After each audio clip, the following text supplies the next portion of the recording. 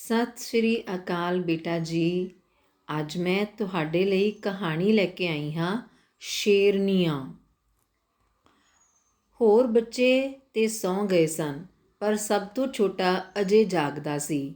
ਦਿਨੇ ਚੋਖਾ ਚਿਰ ਸੁੱਤਾ ਰਿਹਾ ਹੋਣ ਕਰਕੇ ਮੇਰੀ ਪਤਨੀ ਉਸ ਦੇ ਨਾਲ ਲੰਮੀ ਪੈ ਕੇ ਉਸ ਨੂੰ ਸੌਣ ਦਾ ਚਾਰਾ ਕਰ ਰਹੀ ਸੀ। ਮੇਰੀ ਅਤੇ ਮੇਰੀ ਪਤਨੀ ਦੀ ਸਲਾਹ ਸੀ ਕਿ ਸੌਣ ਤੋਂ ਪਹਿਲਾਂ ਕੁਝ ਚਿਰ ਸੈਰ ਕਰ ਆਈਏ, ਪਰ ਕਾਕੇ ਦੇ ਸੌਣ ਤੀਕ ਕਿਸ ਤਰ੍ਹਾਂ ਜਾ ਸਕਦੇ ਸਾਂ? ਨਾਲੇ ਉਸ ਨੂੰ ਚੁੱਕਣਾ ਵੀ ਔਖਾ ਸੀ। ਇਸ ਲਈ ਮੈਂ ਪਹਿਲਾਂ ਇਕੱਲੇ ਹੀ ਜਾਣ ਦਾ ਫੈਸਲਾ ਕੀਤਾ।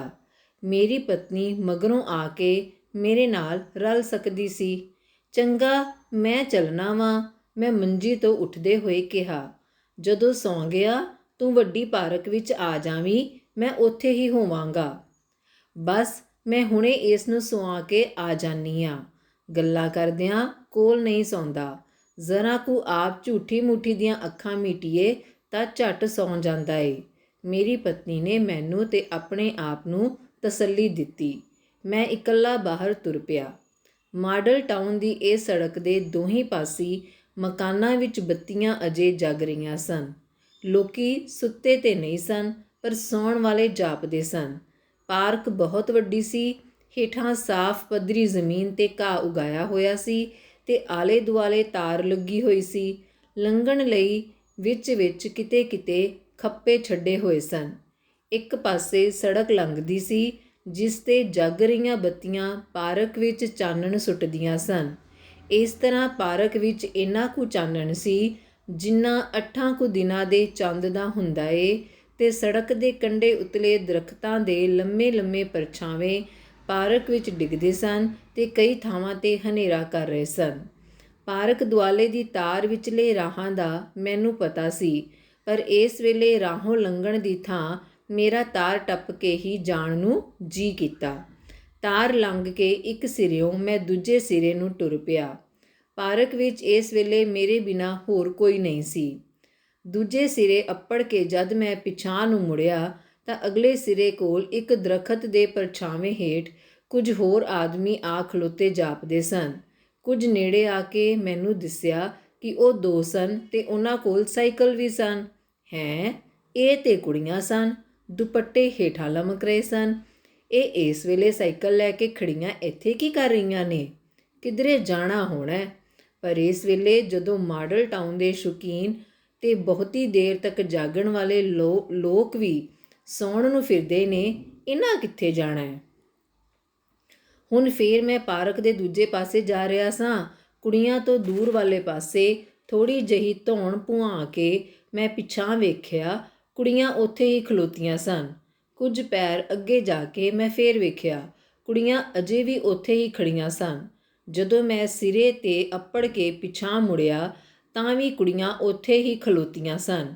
ਵੇਖਣ ਨੂੰ ਤੇ ਅਸੀਂ ਦੋਵੇਂ ਧਿਰਾਂ ਆਪੋ ਆਪਣੇ ਕੰਮ ਲੱਗੀਆਂ ਹੋਈਆਂ ਸਾਂ।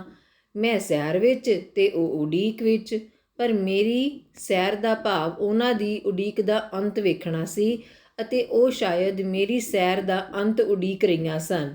ਅਜੀਬ ਨਾਟਕ ਹੋ ਰਿਹਾ ਸੀ। ਹੁਣ ਮੈਂ ਦੂਜੀ ਵਾਰ ਉਹਨਾਂ ਵੱਲ ਨੂੰ ਟੁਰਿਆ ਆ ਰਿਹਾ ਸਾਂ। ਕੁਝ ਨੇੜੇ ਆ ਕੇ ਮੈਨੂੰ ਪਤਾ ਲੱਗਾ ਕਿ ਉਹ ਗੱਲਾਂ ਕਰ ਰਹੀਆਂ ਨੇ। ਜਦੋਂ ਮੈਂ ਹੋਰ ਨੇੜੇ ਆਇਆ ਤਾਂ ਉਹ ਗੱਲਾਂ ਕਰਨੋਂ ਵੀ ਹਟ ਗਈਆਂ। ਥੋੜ੍ਹੀ ਦੂਰ ਜਾ ਕੇ ਜਦ ਪੱਕੀ ਸੜਕ ਦਾ ਮੋੜ ਮੁੜਿਆ, ਅੱਗੋਂ ਮੇਰੀ ਪਤਨੀ ਆ ਰਹੀ ਸੀ। ਕਾਕੇ ਨੇ ਬੜਾ ਚਿਰ ਲਾ ਦਿੱਤਾ ਸੌਂਦਿਆਂ, ਇਸ ਲਈ ਮੈਨੂੰ ਦੇਰ ਲੱਗੀ ਏ। ਆਓ ਇੱਕ ਚੱਕਰ ਹੋਰ ਲਾ ਆਈਏ ਪਾਰਕ ਦਾ, ਉਸ ਮੰਗ ਕੀਤੀ। ਅਸੀਂ ਫੇਰ ਪਿਛਾਂਹ ਟੁਰ ਪਏ। ਜਦੋਂ ਅਸੀਂ ਉਹ ਮੋੜ ਮੁੜੇ ਤਾਂ ਪਾਰਕ ਵਿੱਚ 2 ਸਾਈਕਲਾਂ ਪਰਾਂ ਨੂੰ ਜਾ ਰਹੀਆਂ ਸਨ। ਉਡੀਕ ਕੇ ਉਹ ਕੁੜੀਆਂ ਆਪੇ ਹੀ ਟੁਰ ਚੱਲੀਆਂ ਨੇ। ਮੈਂ ਸੋਚਿਆ। ਅਜੇ ਅਸੀਂ ਬਾਹਰ ਸੜਕ 'ਤੇ ਹੀ ਸਾਂ ਕਿ ਉਹ ਸਾਈਕਲ ਪਿਛਾਂਹ ਨੂੰ ਘੁੰਮ ਪਏ। ਪਾਰਕ ਦੇ ਇਸ ਸਿਰੇ ਦੇ ਨੇੜੇ ਆ ਕੇ ਉਹ ਦੋਵੇਂ ਸਾਈਕਲ ਫੇਰ ਮੁੜ ਗਏ। ਇਹ ਕੁੜੀਆਂ ਤੇ ਖਬਰੇ ਸਾਈਕਲ ਚਲਾਉਣ ਦੀ ਜਾਚ ਸਿੱਖ ਰਹੀਆਂ ਸਨ। ਮੇਰੀ ਪਤਨੀ ਵੀ ਮੇਰੇ ਵਾਂਗ ਸਾਈਕਲਾਂ ਵੱਲ ਹੀ ਦੇਖ ਰਹੀ ਸੀ। ਕਹਿਣ ਲੱਗੀ, ਪਤਾ ਨਹੀਂ ਇਹ ਕਿਹੜੀਆਂ ਨੇ ਸਾਈਕਲ ਸਿੱਖਦੀਆਂ। ਮਾਡਲ ਟਾਊਨ ਦੀਆਂ ਢੇਰ ਸਾਰੀਆਂ ਕੁੜੀਆਂ ਨੂੰ ਉਹ ਜਾਣਦੀ ਸੀ।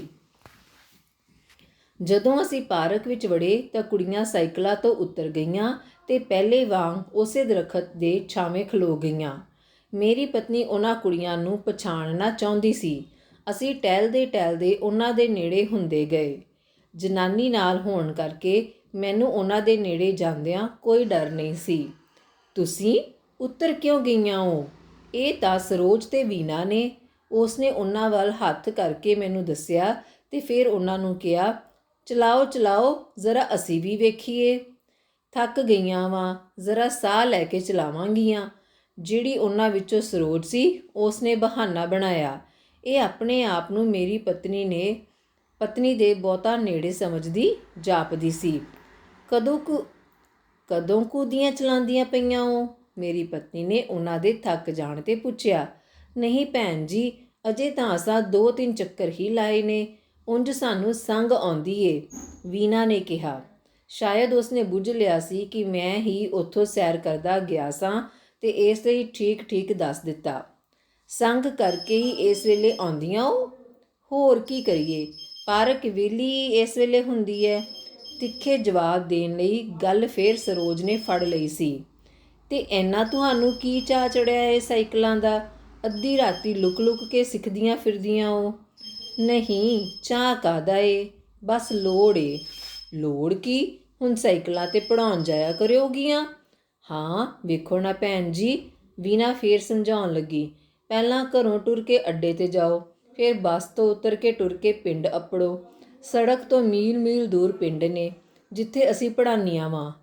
ਇਹਦਾ ਤੇ ਕੋਈ 2 ਪੈਰ ਘੱਟ ਹੋਵੇਗਾ, ਪਰ ਮੇਰਾ ਤੇ ਪੂਰਾ ਮੀਲ ਏ। ਸਾਰਾ ਪੈਂਡਾ ਉਜਾੜ ਬੀਆਬਾਨ। ਦੱਸੋ ਭੈਣ ਜੀ, ਭਲਾ ਸਾਡਾ ਉੱਥੇ ਕੌਣ ਏ? ਸੱਚੀ ਐਨਾ ਡਰ ਆਉਂਦਾ ਏ, ਪਤਾ ਨਹੀਂ ਪਿੰਡ ਅੱਪੜ ਕਿਵੇਂ ਜਾਂਦੀਆਂ ਵਾਂ। ਹਾਂ, ਡਰ ਤੇ ਬਹੁਤ ਹੀ ਆਉਂਦਾ ਹੋਣਾ। ਮੇਰੀ ਪਤਨੀ ਨੇ ਪਿੰਡ ਦੀਆਂ ਜੂਹਾਂ ਵਿੱਚ ਜਵਾਨ ਕੁੜੀਆਂ ਇਕੱਲੀਆਂ ਫਿਰਦੀਆਂ ਦਾ ਨਕਸ਼ਾ ਅੱਖਾਂ ਅੱਗੇ ਲਿਆ ਕੇ ਕਿਹਾ। ਭੈਣ ਜੀ, ਡੰਡੀ ਦੇ ਨਾਲ ਕਦੀ ਕਪਾਹ, ਕਦੀ ਮਕਈ, ਕਦੀ ਕਮਾਦ ਤੇ ਕਦੀ ਬਾਜਰਾ। ਜਿੰਨਾ ਚਿਰ ਪਹਿਲੀ ਮੁੱਕ ਨਾ ਜਾਏ, ਉਤਲਾ ਸਾਹ ਉਤਾਂ ਤੇ ਹੇਠਲਾ ਹੇਠਾਂ ਹੀ ਰਹਿੰਦਾ ਏ। ਹੁਣ ਕਈ ਹੋਰ ਕੁੜੀਆਂ ਨੇ ਸਾਈਕਲ ਲੈ ਲਏ ਹਨ। ਆਂਦੀਆਂ ਨੇ ਸਾਈਕਲ ਤੇ ਡਰ ਘੱਟ ਆਉਂਦਾ ਏ, ਨਾਲੇ ਟੁਰਨ ਤੋਂ ਬਚ ਜਾਈਦਾ ਏ। ਬਸ ਸਾਈਕਲ ਚਲਾਉਂਦੇ ਚਲਾਉਂਦੇ ਝੱਟ ਬੰਦੇ ਕੋਲੋਂ ਲੰਘ ਜਾਓ। ਭਈ ਬੜਾ ਔਖਾ ਕੰਮ ਏ ਸਾਈਕਲ ਨਾਲ ਵੀ। ਤੁਸੀਂ ਤੇ ਸ਼ੇਰਨੀਆਂ ਹੋ, ਖੌਰੇ ਕਿੱਡਾ ਕੁ ਦਿਲ ਏ ਤੁਹਾਡਾ। ਲਿਆ ਖਾਂ ਭਲਾ ਵੇਖਾਂ। ਤੇ ਦਿਲ ਵੇਖਣ ਦੇ ਬਹਾਨੇ ਮੇਰੀ ਵਹੁਟੀ ਨੇ ਸਰੋਜ ਨੂੰ ਉਸ ਦੀ ਬਹਾਦਰੀ ਦੀ ਸ਼ਲਾਘਾ ਵਿੱਚ ਆਪਣੀ ਜੱਫੀ ਵਿੱਚ ਘੁੱਟ ਲਿਆ। ਸ਼ਲਾਘਾ ਦੇ ਨਾਲ ਇਹ ਵਿਦਾਇਗੀ ਵੀ ਸੀ। ਜਦੋਂ ਉਹਨਾਂ ਤੋਂ ਵੱਖ ਹੋ ਕੇ ਅਸੀਂ ਸੜਕ 'ਤੇ ਆਏ ਤਾਂ ਮੇਰੀ ਪਤਨੀ ਨੇ ਕਿਹਾ, ਇਹ ਦੋਵੇਂ ਮਾਸਟਰਨੀਆਂ ਨੇ। ਇੱਥੇ ਸ਼ਹਿਰ ਵਿੱਚ ਕਿਸੇ ਸਕੂਲੇ ਜਗ੍ਹਾ ਨਹੀਂ ਮਿਲੀ। ਪਿੰਡਾਂ ਵਿੱਚ ਨੌਕਰੀਆਂ ਮਿਲ ਜਾਂਦੀਆਂ ਨੇ। ਹੁਣ ਇਹ ਉੱਥੇ ਪੜ੍ਹਾਉਣ ਜਾਂਦੀਆਂ ਨੇ। ਬੜੀਆਂ ਬਹਾਦਰ ਨੇ ਇਹ ਕੁੜੀਆਂ। ਮੈਨੂੰ ਤੇ ਸ਼ਹਿਰੋਂ ਬਾਹਰ ਪੱਕੀ ਸੜਕ 'ਤੇ ਵੀ ਡਰ ਲੱਗੇ। ਉਸਨੇ ਫੇਰ ਸ਼ਲਾਘਾ ਕੀਤੀ। ਉਸ ਦੀ ਸ਼ਲਾਘਾ ਸਾਹਮਣੇ ਮੇਰੀ ਸ਼ਰਮਿੰਦਗੀ ਹੋਰ ਵੱਧ ਗਈ। ਆਪਣੇ ਆਪ ਨੂੰ ਹੌਲਾ ਕਰਨ ਲਈ ਮੈਂ ਕਿਹਾ, ਅੱਗੇ ਜਦੋਂ ਮੈਂ ਆਇਆ ਤਾਂ ਇਹ ਕਿਸੇ ਤਰ੍ਹਾਂ ਦਰੱਖਤ ਹੇਠੇ ਲੁਕ ਕੇ ਖਲੋਤੀਆਂ ਸਨ। ਮੈਂ ਤਾਂ ਕੁਝ ਹੋਰ ਹੀ ਸਮਝਿਆ। ਚੰਗਾ ਹੋਇਆ ਅਸੀਂ ਫੇਰ ਆ ਗਏ। ਕੰਮ ਕਰਨ ਵਾਲੀਆਂ ਕੁੜੀਆਂ 'ਤੇ ਬੜੀਆਂ ਤੋਹਮਤਾਂ ਲੱਗਦੀਆਂ ਨੇ। ਮੇਰੀ ਪਤਨੀ ਨੇ ਖਿਝ ਕੇ ਕਿਹਾ, ਹਰ ਇੱਕ ਨੂੰ ਭੁਲੇਖਾ ਪੈ ਜਾਂਦਾ ਹੈ। ਮੈਂ ਤੁਹਾਨੂੰ ਇੱਕ ਬੜੀ ਸੁਆਦਲੀ ਗੱਲ ਦੱਸਣੀ ਆ। ਇੱਕ ਵਾਰ ਮੈਂ ਤੇ ਮੇਰੀ ਭੈਣ ਫਿਰੋਜ਼ਪੁਰ ਆਪਣੇ ਘਰ ਅੱਗੇ ਸਵੇਰੇ ਘੁੱਸੇ ਮੁੱਸੇ ਜਿਹੇ ਵਿੱਚ ਫਿਰ ਰਹੀਆਂ ਸਾਂ। ਸਾਹਮਣਿਓਂ ਕਾਲੀ ਕਾਲੀ ਟੁਰਦੀ ਇੱਕ ਕੁੜੀ ਆਈ। ਕਦੀ ਉਹ 2 ਕੁ ਪੈਰ ਭੱਜ ਵੀ ਲੈਂਦੀ ਤੇ ਫਿਰ ਕਾਲੀ ਕਾਲੀ ਟੁਰਨ ਲੱਗ ਪੈਂਦੀ। ਜਦੋਂ ਸਾਡੇ ਨੇੜੇ ਆਈ ਦਾ ਮੂੰਹ ਦਿਸਿਆ ਤਾਂ ਘਬਰਾਈ ਹੋਈ ਵੀ ਡਾਢੀ ਜਾਪੀ। ਅਸੀਂ ਬੜੀਆਂ ਹੈਰਾਨ ਹੋਈਆਂ। ਸੈਰ ਕਰਨ ਵਾਲੀਆਂ ਕੁੜੀਆਂ ਤੇ ਇਸ ਤਰ੍ਹਾਂ ਨਹੀਂ ਭੱਜਦੀਆਂ। ਨਾ ਹੀ ਉੱਧਰ ਸਟੇਸ਼ਨ ਜਾਂ ਮੋਟਰਾਂ ਦਾ ਕੋਈ ਅੱਡਾ ਸੀ। ਭਲਾ ਕਿੱਥੇ ਜਾਂਦੀ ਹੈ? ਇਹ ਜਾਣਨ ਲਈ ਅਸੀਂ ਵੀ ਉਹਦੇ ਪਿੱਛੇ ਤੁਰ ਪਈਆਂ। ਉਹ ਅੱਗੇ ਅੱਗੇ ਤੇ ਅਸੀਂ ਮਗਰ ਮਗਰ। ਉਹ ਟੈਲੀਫੋਨ ਐਕਸਚੇਂਜ ਨੂੰ ਮੁੜ ਪਈ। ਅਸੀਂ ਸਮਝ ਲਿਆ ਕਿ ਟੈਲੀਫੋਨ ਆਪਰੇਟਰ ਸੀ ਤੇ ਉਸ ਨੂੰ ਕੇਵਲ ਡਿਊਟੀ ਤੋਂ ਦੇਰ ਹੋ ਗਈ ਸੀ। ਅਸੀਂ ਸੜਕ 'ਤੇ ਖੜੀਆਂ ਉਸ ਵੱਲ ਵੇਖਦੀਆਂ ਰਹੀਆਂ। ਅੰਦਰ ਜਾ ਕੇ ਉਹ ਆਪਣੀ ਕੁਰਸੀ ਉੱਤੇ ਬੈਠ ਗਈ ਅਤੇ ਅਸੀਂ ਸ਼ਰਮਿੰਦੀਆਂ ਹੁੰਦੀਆਂ ਪਿਛਾਂਹ ਮੁੜ ਆਈਆਂ।